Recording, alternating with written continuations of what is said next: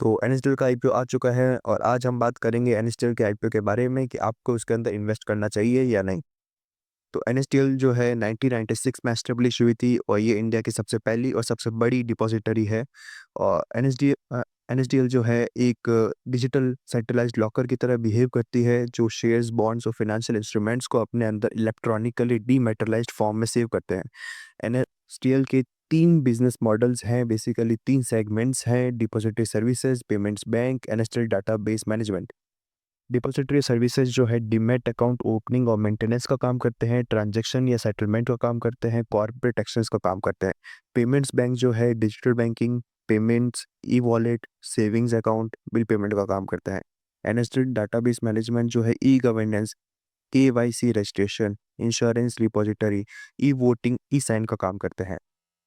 तो revenue bye segments भी हम देख लेते हैं। जो एनएसडीएल जो है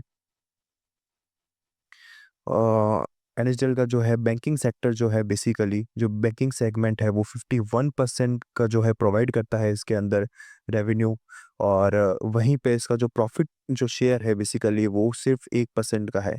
वहीं पे अगर हम देखते हैं डिपॉजिटरी जो सर्विसेज है एनएसडीएल की, वो 44% ऑलमोस्ट का जो है रेवेन्यू शेयर प्रोवाइड करती है और इसका जो प्रॉफिट शेयर है वो 91.32% है। और डेटाबेस मैनेजमेंट की बात करते हैं तो वो भी 5.75% की जो है रेवेन्यू शेयर प्रोवाइड करता है और प्रॉफिट शेयर उसका जो है 7.60% है। तो हमने यहाँ पे देखा कि जो है बैंकिंग सेक्टर जो है एनएसडीएल का, वो भले ही 51% मतलब जो सबसे बड़ा जो पार्ट है उसके रेवेन्यू का वो उसके बैंकिंग सेक्टर से आता है, पर उसका जो प्रॉफिट शेयर है वो सिर्फ 1% ही है। और वहाँ की डिपॉजिटरी का जो है 43% का जो रेवेन्यू शेयर आता है वो भले उसका जो प्रॉफिट शेयर है वो 91% ही है। और डेटाबेस मैनेजमेंट का जो 6% का रेवेन्यू शेयर है और प्रॉफिट शेयर जो है 7.60% का है। तो हम इसके फिनेंशियल्स देख लेते हैं 2021 से 2025 तक। इसका जो है रेवेन्यू ग्रोथ जो है एनएसडीएल की लगातार कंसिस्टेंटली बढ़ती जा रही है, बढ़ती आई है। हाँ, अगर आप देखें तो एफआई 21 के अंदर इसके 466 करोड़ की जो है रेवेन्यू था, तो एफआई 2025 में जो है 1420 करोड़ का हो चुका है। इसका पैट भी जो है 189 करोड़ से 343 करोड़ तो हो चुका है। इसने जो अब इसका ईपीएस भी जो है कंसिस्टेंटली बढ़ता जा रहा है, बढ़ता आया है। और इसके टोटल जो नेटवर्थ है वो भी जो है कंसिस्टेंटली जो है बढ़ती आई है, हम देख सकते हैं।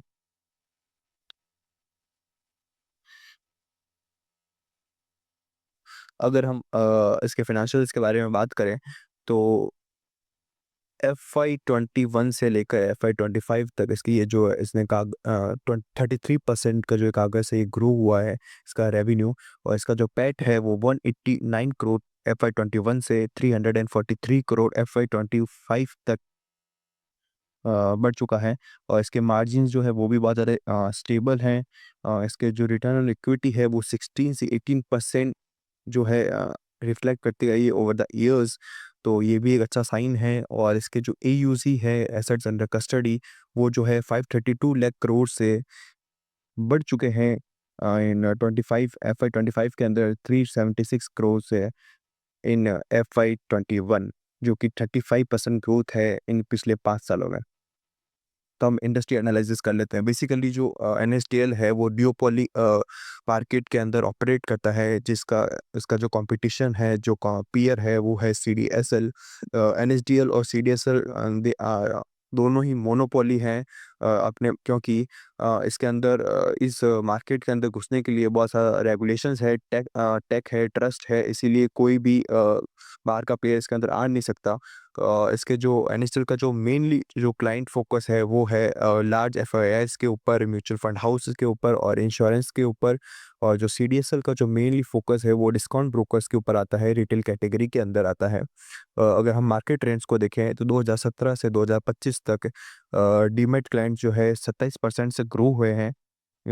और मार्केट शेयर रिवर्स हो चुका है एनएसडीएल का 81% से 64% तक, जो कि सीडीएसएल का जो बड़ा है, क्योंकि जीरो द ग्रो जब नए-नए अपने डिस्काउंट ब्रोकर्स आए तो रिटेल कैटेगरी में डीमैट अकाउंट खुलने ज़्यादा शुरू हो गए, जिसकी वजह से मार्केट शेयर जो है एनएसडीएल का कम हो चुका है।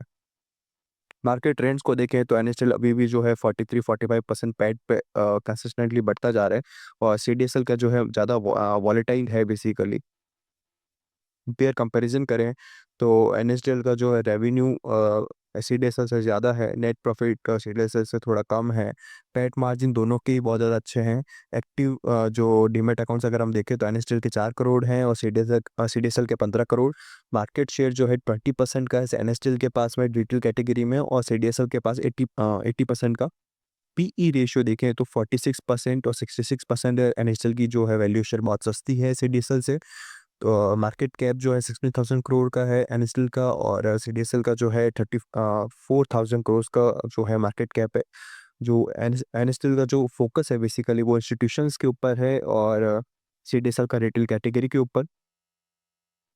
की रिस्क देख लेते हैं तो एनएसडीएल का जो आईपीओ है बेसिकली वो 100% ओएफएस है। जो एनएसडीएल के जो प्रमोटर्स हैं, शेयर होल्डर्स हैं, वो अपना अ, जो है स्टेक जो है यहाँ पे बेच रहे हैं। रेगुलेटरी बहुत ज़्यादा रिस्क है, सेबी के स्क्रूनिटी और बहुत सारे नोटिसेज, पोटेंशियल जो है रूल्स में चेंजेस होना, वो एक यहाँ पर रिस्क बना रहेगा।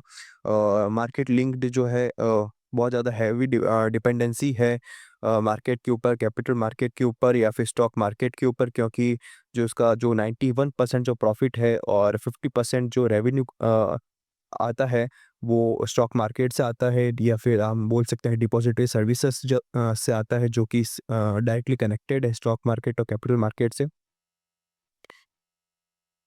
अब हम आईपीओ की डिटेल्स के बारे में बात कर लेते हैं। तो ये 4,000 करोड़ का इश्यू साइज़ होगा। इसका प्राइस बैंड जो है 760 से 800 पर शेयर के बीच में है, और इश्यू ओपन और क्लोज़ जो है बेसिकली 30 जुलाई को ओपन होगा और 1 अगस्त को बंद हो जाएगा।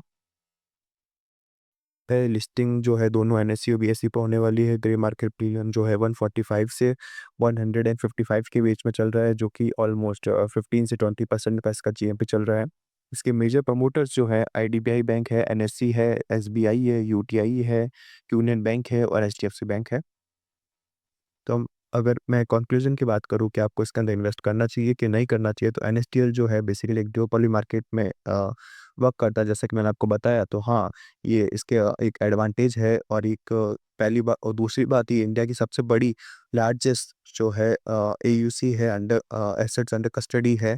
तो इस पर कोई रिस्क तो नहीं है, और अगर आप लॉन्ग टाइम के लिए सोच रहे हैं तो आप हाँ, उसके अंदर इन्वेस्ट कर सकते हैं। इसका जो पीई है वो भी बहुत कम है सीडीएसएल से, जो कि 46 का ही है, और इसका प्रॉफिटेबिलिटी में भी इसके पास एज है। इसके पास इंस्टीट्यूशन जो है क्लाइंट्स है, ये मेनली फोकस जो है इंस्टीट्यूशंस पे करता है। इसको आप लॉन्ग टर्म में के लिए सोच सकते हैं।